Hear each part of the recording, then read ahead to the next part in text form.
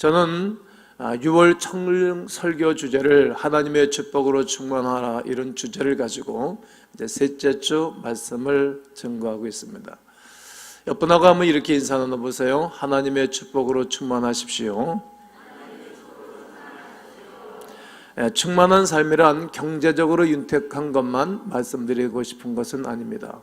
충만한 삶이란 하나님의 축복을 받아 모든 면에서 충만해지는 것입니다. 모든 사방이 아사가 정치할 때 평안했더라 말하던 모든 것에 충만한 삶입니다. 창세기 1장 27절 28절에서 하나님이 자기 형상 곧 하나님의 형상대로 사람을 지으시고 그들에게 복을 주셨습니다. 생육하고 번성하고 땅에 충만하라고. 그리고 모든 땅에 움직인 것들을 정복하고 다스리라고 말씀하셨습니다.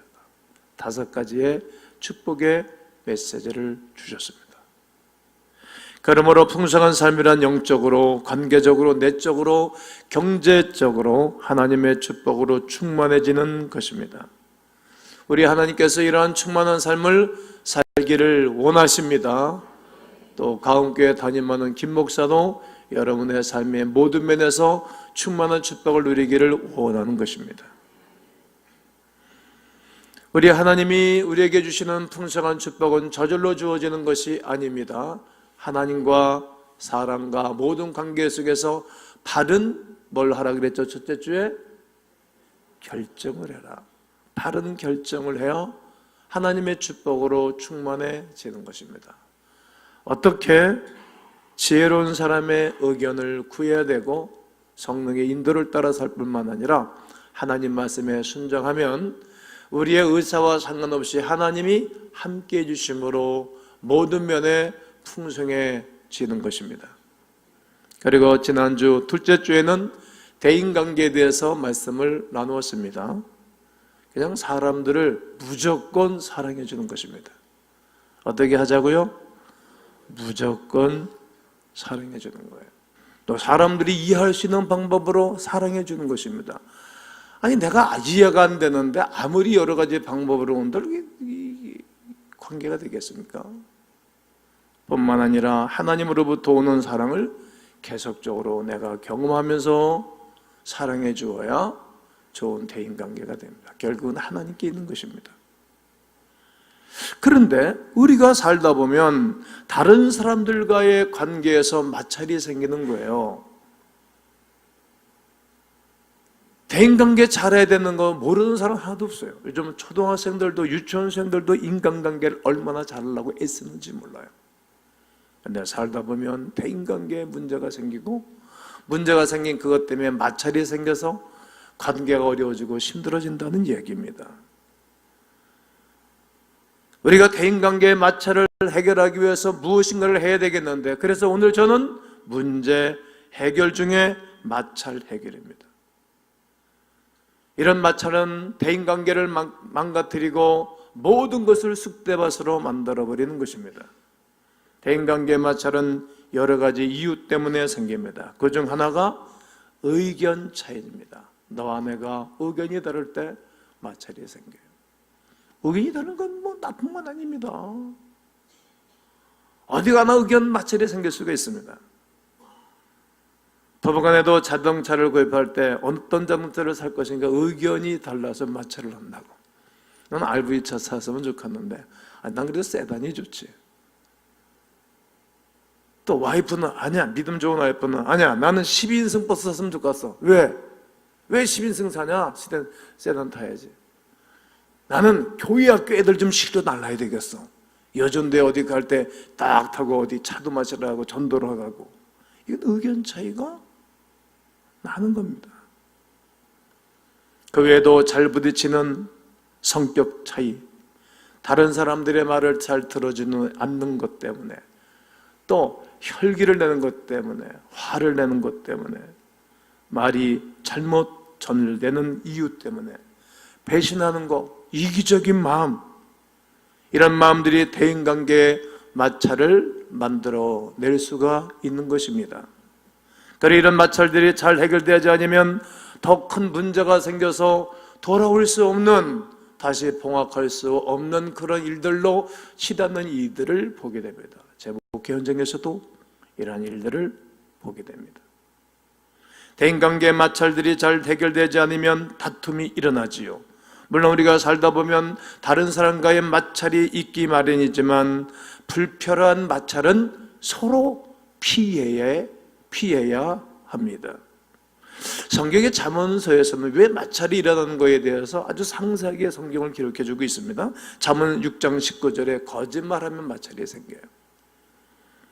또 잠언 10장 12절에 미우면 마찰이 생겨요. 또 급한 성격, 그리고 비방하면, 또 반항을 하면, 또 교만하면, 그리고 화를 못 참고 화를 자주 내면 인간관계에 마찰이 생깁니다. 그리고 잠언 20장 3절에 이와 같이 말해주고 있습니다. 한번 읽어보시지요. 다툼을 멀리하는 것이 사람에게 영광이거늘 미련한 자마다 다툼을 일으키느니라. 여러분, 다툼을 멀리하는 것이 사람에게 영광인 거예요. 나하고 다투는 사람이 없으면, 하나도 없고 좋은 관계가 있으면 이게 영광이잖아요. 사람들이 나한테 에너지가 모아질 거 아니겠어요? 내가 뭐 한다 그러면 돕는 거 아니겠습니까? 그러나 나와 다툼이 생겨서 인간 마찰이 생기게 되면 도움을 주겠습니까? 영광이 되는 길은 사람들과 마찰 없이 살아가는 것입니다.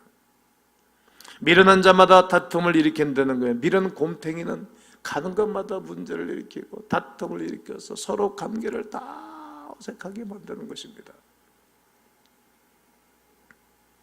성경은 우리에게 분명히 말해줍니다. 우리가 다른 사람과 다투는 것은 하나님께서 기뻐하지 않는 처사라고. 그럼 오늘 성경 본문에서 그 문제 해결에 마찰을 해결할 수 있는 좋은 방법을 우리 주님이 산상순에서 말하고 있어요. 할 수 있으면 여러분 마태복음 5장, 6장, 8장을 가끔 여러분들이 읽으시면 좋아요. 썬다싱이라든지 또 남아공의 그 만달라 지도자라든지 이런 분들이 다 산상수훈을 읽고 그 말씀들을 붙잡고 정치에 승리했던 분들입니다. 어떻게 하라고 말씀하십니까? 마찰 해결을 위하여 첫 번째 할 일이 있어요. 우리는 먼저 사과해야 합니다. 아멘. 옆에 분한테 한번 해보세요. 앞으로 내가 항상 먼저 사과할게요. 해보세요. 이걸 못하거든, 한국 사람들이. 특히 저 같은 경우에도 절대로 난 먼저 하는 사람이 아니야. 잘못하려고 그러지 않고 인간관계. 그러니까 지금은 그거 뭐 잘못했어도 상대가 오해했을지라도 미안합니다. 어깨 툭 치고. 오늘 성경 본문이 그래요. 23절 24절에서 그러므로 예물을 제단에 드리다가 거기서 내 형제에게 원망 들을 일이 생각나거든. 예물을 제단에게 두고 먼저 가서 사화하고 나서 제물을 드리려는 것입니다. 예수님 당시 종교 지도자들이 예배를 얼마나 소중히 여겼습니까? 예배를 드리는 일에 그들은 집중했어요. 그 어느 것보다도 예배하는 백성들이잖아요, 시브린들은. 그런데 제물을 제단에 놓고 가서 인간관계를 먼저 사과하고 제사를 드려야 받아주겠다, 이 말씀을 하시는 것입니다. 제물을 드리는 것보다, 예배를 드리는 것보다 먼저 인간관계가 이렇게 중요하다는 것을 말씀하시는 것입니다. 이유는 뭡니까? 야, 너 인간관계 잘못하면 나의 관계도 잘못하는 거야. 너 인간관계 잘못하면 내가 너에게 하나님의 축복으로 축복을 부려줄 수가 없는 거야. 이걸 말씀하시는 것입니다. 그 예로 오늘 본문에 내 형제에게 원망받을 만한 행동을 한 사람의 예를 오늘 말씀하고 있는 것입니다. 어떤 사람이 하나님께 예물을 드리기 위하여 양을 끌고 와서 제물을 드리고 제사를 드리려고 준비하고 있습니다. 이 사람이 자신의 양을 제사장에 건네주고 이제 막 하나님께 제사를 드리려고 합니다. 그런데 이 사람이 자기 형제에게 원망 들을 만한 일, 마찰, 관계가 있는 사람에게 말하는 거예요. 원망 들을 만한 일이 이 사람의 기억이 난 것입니다. 이때 스님 뭐라고 말씀하십니까? 얘야, 그 예물을 그냥 두고 형제에게로 가라. 왜 또 예물을 왜 제단에 두라 그랬을까요? 이게 그냥 갖고 가면 또 안 올 수도 있거든. 이중 삼중에 죄를 지을 수 있는 소지가 있기 때문에 가라는 거예요.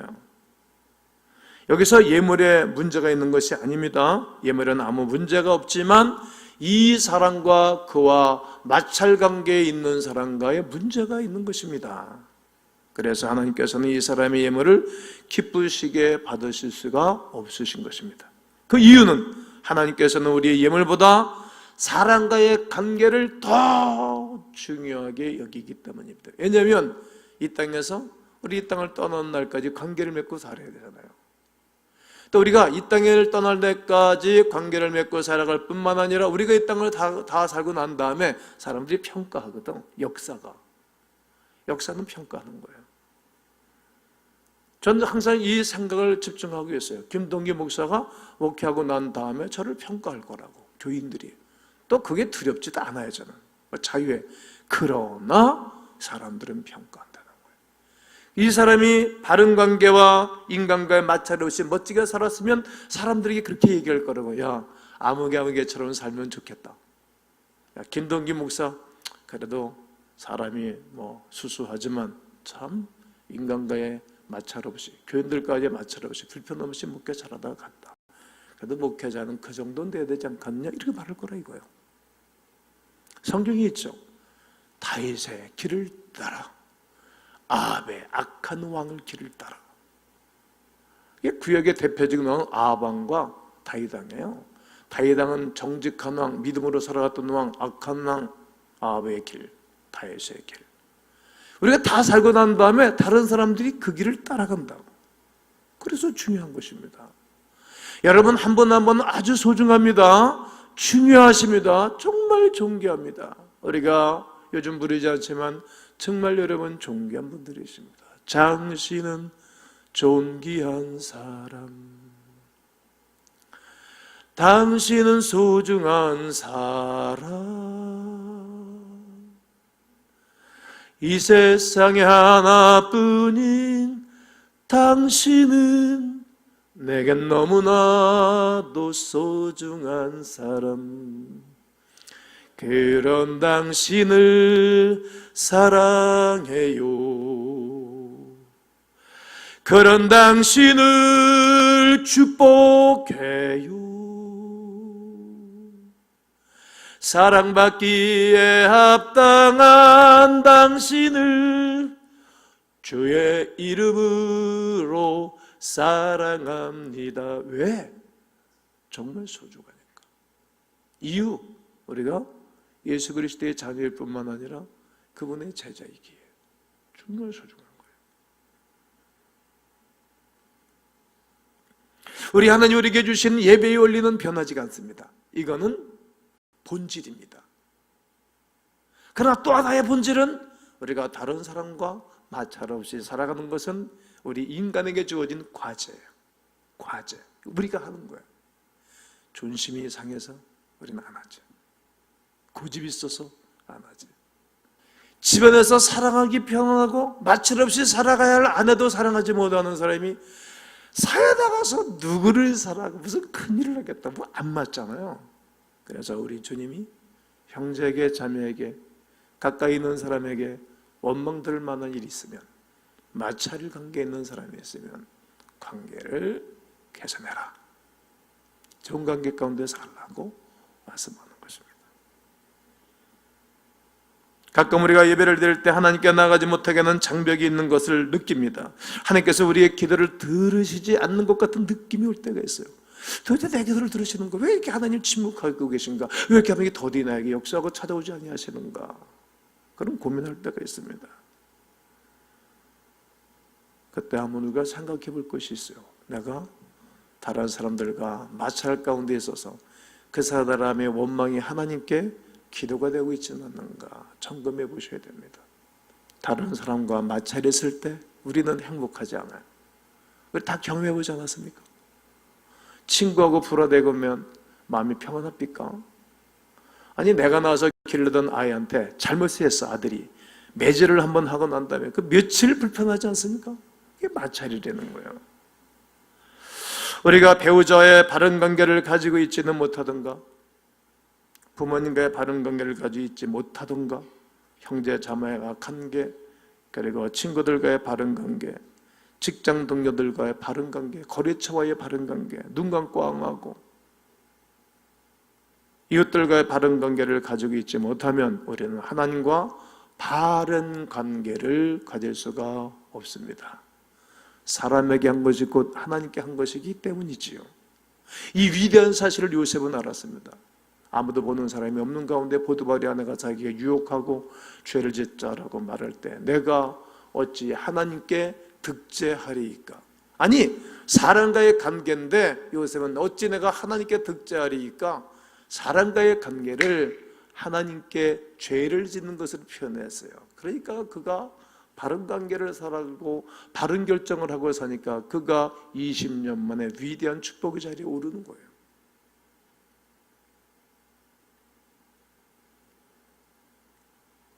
그러므로 우리가 풍성한 삶을 살기 위해 우리는 다른 사람과의 마찰이 있을 때 바른 관계로 해결하셔야 합니다. 대개의 경우 대인관계에 문제가 생기면 상대방의 그 책임을 묻지요. 몰아치지요. 그리고 그 다른 사람이 먼저 상대방이 사과하기를 원하죠. 두고 봐라. 여러 가지로 몰아치죠. 특별히 성공자일수록, 똑똑한 사람일수록, 힘이 있는 사람일수록 고난을 행사합니다.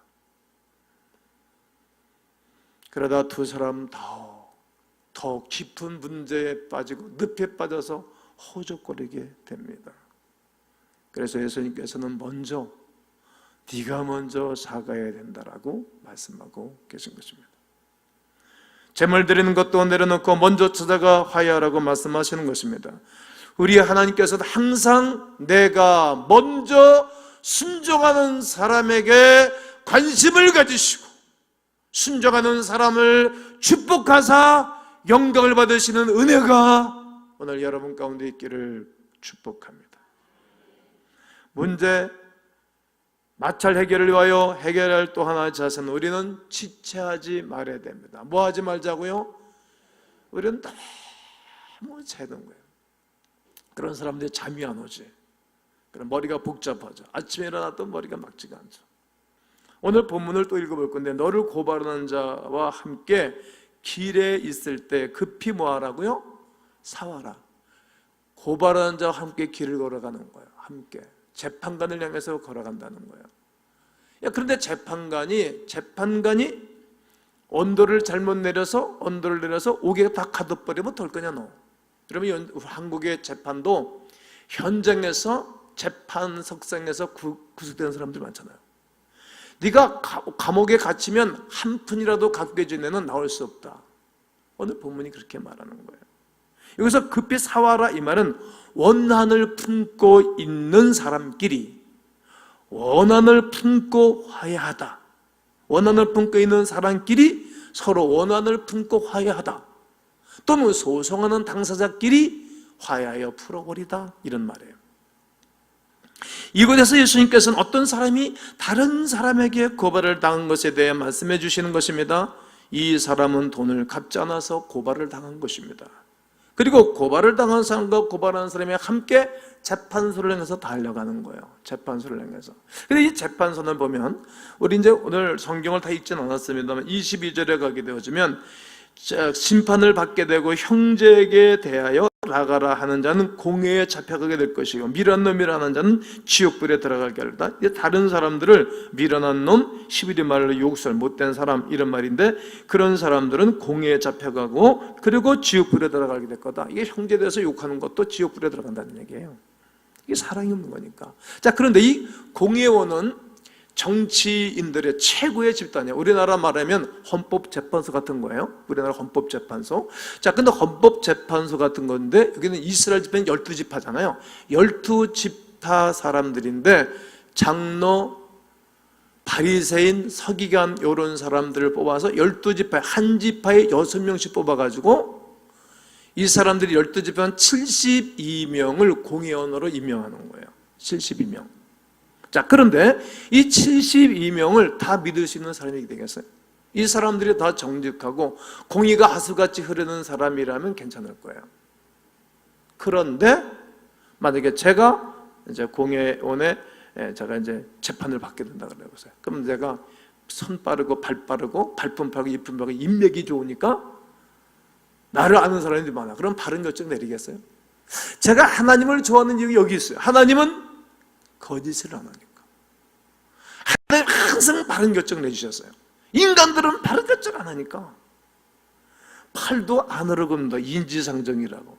우리 동네 사람, 아는 사람 편에 키우는 거 어디 갔어요? 사람들은 정말 믿을 수가 없는 거예요. 하나님은 그런 분이 아니시니까. 그러니까 제가 그분이 좋은 거예요. 편안하고. 만약에 내가 잘못이 없어. 끝까지 해야 돼.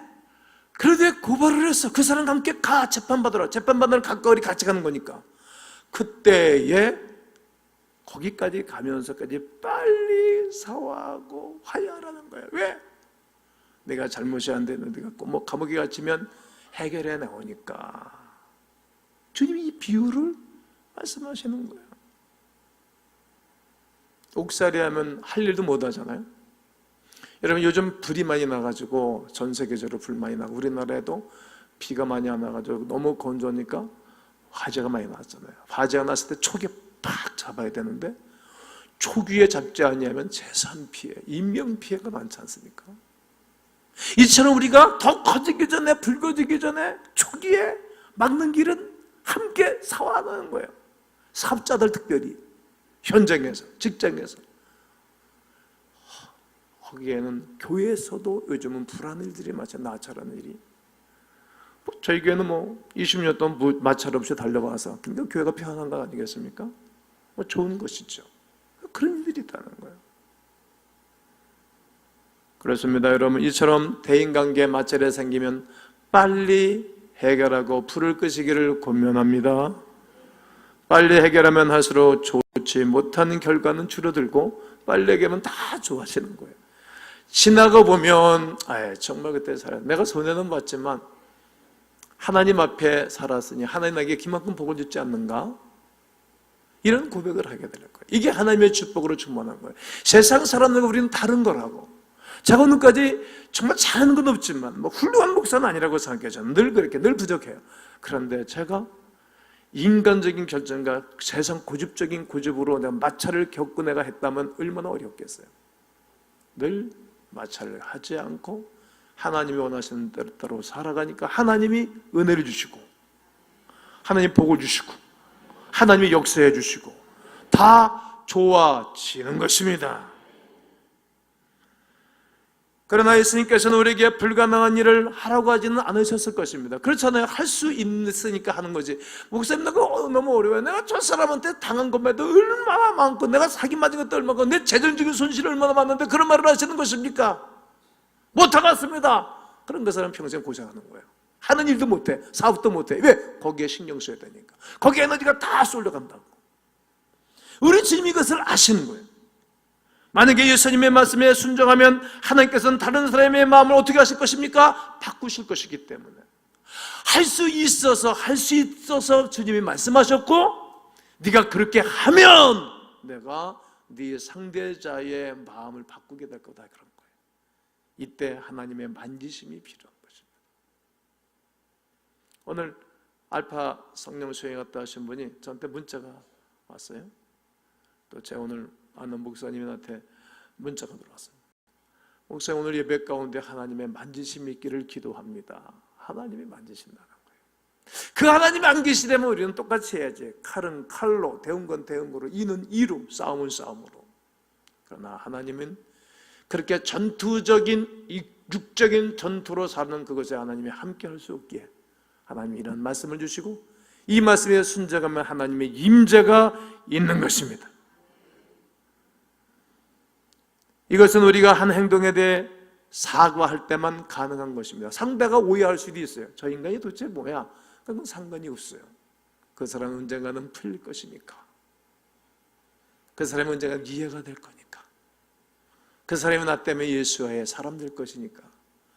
그 사람도 예수의 제자가 되고 난 다음에 그래서 그랬구나. 그럼 나도 그 길을 걸어가야지. 인생의 지혜는 여기 있구나라고 이 인생을 달려갈 것이기 때문입니다. 또한 우리가 혹 잘못한 일이 때문에 용서를 구해야 됩니다.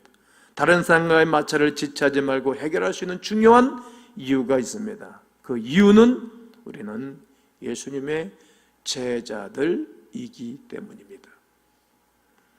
예수님의 제자들이 다투고 해하지 않으면 누가 욕을 먹겠습니까? 예수님께서 예수 믿는 사람들 때문에 예수님을 모르는 사람들에게 욕을 당하시는 것입니다. 그래서 우리가 세상 사람들이 싸울 때 예수 믿는 사람들이 화해를 가져오는 사람들이 되어야 하는데, 요즘은 예수 믿는 사람들끼리 싸워서 세상을 믿지 않는 사람들이 마찰을 해결해 주는 일들이 얼마나 많이 있는지 몰라요. 오늘 우리가 좀 생각해 봐야 돼요. 그러므로 우리가 더 큰 문제가 생기기 전에 문제 해결, 마찰을 해결하는 지혜가 있기를 원합니다. 마찰을 하고요, 마지막은 우리가 결과에 대해 생각해 봐야 됩니다. 결과는 재판관의 감옥을 가둬버리면 우리가 다 갖고 나와야 돼요. 그러니까 좀 더 힘들어지는 거예요. 우리가 활동을 하지 못하니까. 화해하지 않을 때 우리에게 올 결과에 대해서 생각해 보려는 것입니다. 우리가 화해하지 않았을 때 나타날 결과는 다 어려워질 거예요. 우리가 대인관계 마찰이 있을 때 화해하지 않으면 이런 결과를 가져올 거예요. 더 많은 손해를 보게 될 거예요. 나만이 아니라 상대도 더 많은 손해를 보게 될 거예요. 다른 사람들 앞에서 창피를 당할 수 있어요. 그동안 그래도 적당한 관계는 더 관계가 더 나빠질 수가 있어요. 그리고 우리는 예수님의 제자로 본을 보여주지 못하게 됩니다. 그래서 우리는 화해하기 위하여 최선의 노력을 가지고 살고, 마찰이 아니라 화해 모드로, 그리고 서로 한번 상생하는 모드로, 그리고 함께 손을 잡을 수 있는 지혜가 있어야 됩니다. 그러므로 우리가 화해하고 마찰을 해결하기 위하여 우리는 노력이 있어야 되는데, 그것은 우리는 서로 동의점을 찾아야 됩니다. 따라해 보실까요? 동의점을 찾아야 합니다. 서로 이야기하다 보면 동일한 무슨 점을 찾는다고. 그거 초점을 맞춰서 문제 해결을 하셔야 됩니다. 또 우리는 서로를 존중해주는 대화를 해야 됩니다. 상대를 감정을 실른다든지 감정을 실은 억양을 사용한다 그러면 상대가 마음을 닫죠. 최고로 존중해줘야 되는 거예요. 어떻게 대화를 하느냐에 따라서 상대가 마음을 더 확 닫기도 하고 마음을 열기도 할 것입니다. 성경은 이리 말합니다. 유순한 대답은 분노를 쉬게 하여도. 그래서 사람이 언어, 억양도 훈련하셔야 됩니다. 분노를 쉬게 하여도. 과격한 말은 노를 격동하느니라고 말합니다. 우리말 속담에 말 한마디에 천년빛을 갚는다 하지 않습니까? 말하는 스킬을 자꾸만 배우셔야 됩니다. 우리가 어떤 어조로, 어떤 말투로 말을 하냐에 따라서 관계 악화가 되기도 하고 관계가 개선되기도 하는 것이기 때문이죠. 친절한 말을 함으로 다른 사람의 마음을 바꿀 수 있습니다. 그러므로 우리가 서로 말 조심하고 상대를 최고로 존중할 줄 아는 지혜가 있기를 원합니다. 남을 공격하는 말을 해서도 안 됩니다. 언성을 높여서도 관계는 마찰이 생깁니다.